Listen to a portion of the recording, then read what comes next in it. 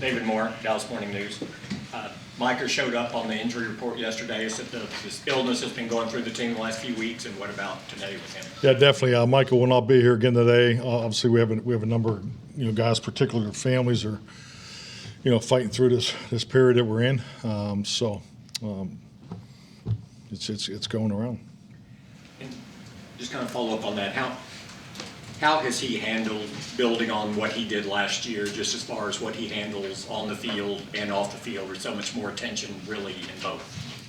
I mean, really, it's going to be a constant for him, the rest of his career. I mean, I think it's a great position to be in. Obviously, when you're the focal point of the opponent, obviously speaks volumes of your ability and how you can affect the game. So.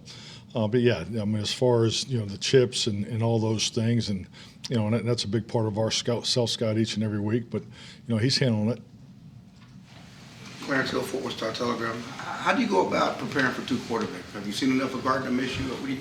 Well, it's just like anything. I mean, whether it's the offense, the defense, or special teams, you have a call sheet that you're building each week based off of what you expect and what you've seen, and just actually visiting with Dan this morning, just going through the calls for both quarterbacks. So you have only so many reps, whether it's the walkthrough and team, and just how you utilize those reps. That's the process you go through. John Michaud, The Athletic. What do you need to see from T.Y. Hilton in these next few days to whether or not he'll be active on Saturday? I think the biggest thing with T.Y. just, he clearly has a really good understanding of what we're doing. I mean, he's picked up the language very well, but just really getting the time clock and just getting on the same page with the quarterbacks and the route running and the reactions, the things that we're expecting from a coverage adjustment standpoint. But, T.Y.'s played a ton of football. It's just more just getting on the same page with the quarterbacks. Mike Todd Archer with ESPN. As someone who grew up in Pittsburgh, what did Franco Harris mean to you? Yeah, boy, just sad news. Just saw that come across this morning about 6 o'clock, and I just can't say enough about that whole era, of Steelers, and Franco Harris was obviously definitely one of the guys at the top of the list, and I think just like everybody, whether you grew up there. Steeler fans, obviously NFL fans, just really a punch in the stomach, especially, with the Immaculate Reception, 50-year anniversary coming this week, and I know they're scheduled to have a little bit of a celebration there at the game with the Raiders. So, yeah, just sad news. You never want to see that happen to anybody, but yeah, that great player, great man. Michael Gelkin, Dallas Morning News. Jalen Hurts has been highly effective in short yardage situations in the run game. How does that, in terms of his possible absence, change the dynamic of what the Eagles are offensively in those situations? Yeah, that's a good point. Compliments to your film study. The third and fourth down reel is definitely reflects that. I think the opportunity where the quarterback is a primary ball carrier, that obviously gives the offense.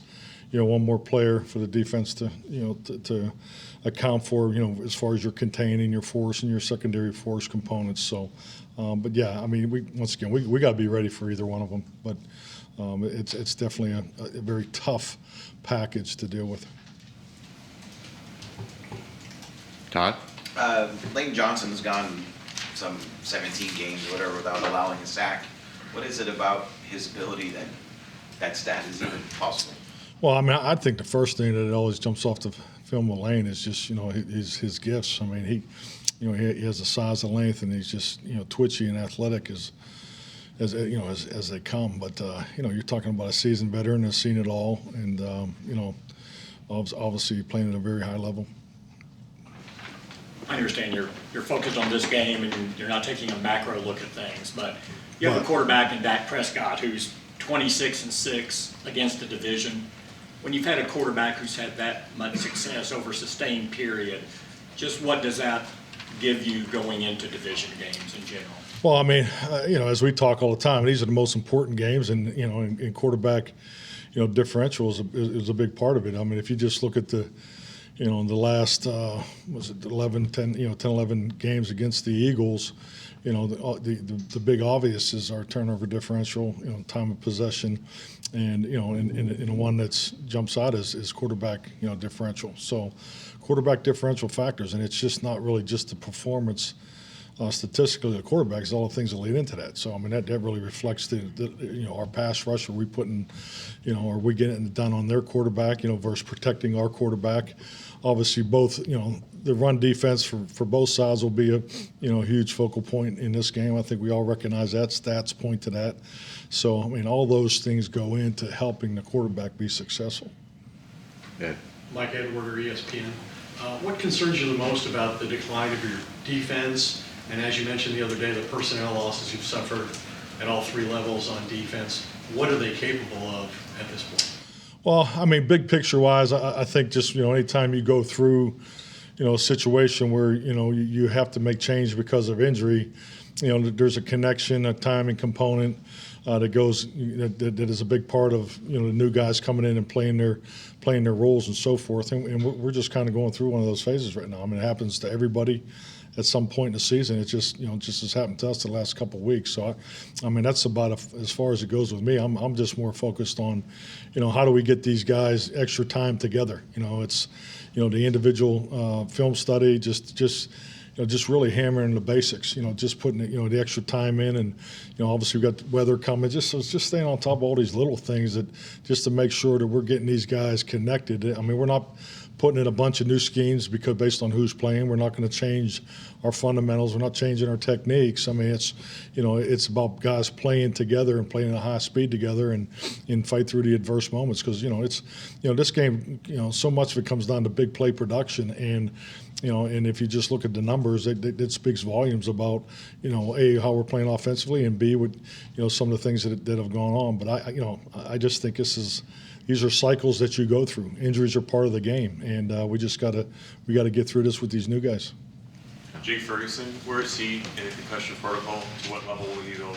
He's getting close. He's getting close. I mean, hasn't got through the final stage yet, but he looks good. He's back to his quirky self, so it's good to have him back. So. Jake, go ahead. Will he be able to be a limited participant today? Or? I know he's going to participate. I just don't know what level because I know the physical, the last part is, the physical part of it. So he'll, maybe limited. I'm not sure what category. You've been particularly hit hard at the corner position. What is your level of concern there, and what sort of conversations are you having with guys like Deshaun Wright and Kelvin Joseph with 3 games remaining? Well, it's not concern. It's more confidence. Just confidence that, just going back to Ed's question, I think just just getting them to play together. I mean, all of our young guys know what to do. They know how to do it. They compete, every single day. But not, now they got to do it with, with our safeties, get the communication, and then more importantly, be dialed into, who they're playing against, how they play, what their tendencies, and because when it comes Sunday, they need to go out and compete and play at a high level, be consistent as they can, and not overreact to plays that don't go your way, and make sure you handle the success of the ones that do. So it's about football. There'll always be some scheme rubs and things like that challenge you. That's no question. And just the fact that we have 2 quarterbacks we have to prepare for. But at the end of the day, it's this time of year more than ever is really comes down to the fundamentals, and that's where our focus is. How challenging is that, given the youth of those guys at that position, having to look at extra tape with the possibility of facing one or the other quarterback? I mean, I wouldn't say it's challenging. It's just our reality. I mean, that's the state we're in. I mean, these guys are. I mean, they're so much more rehearsed than I'll ever be on a computer by the time they get here. So I mean, just all the resources that we have, it's just just getting the work done.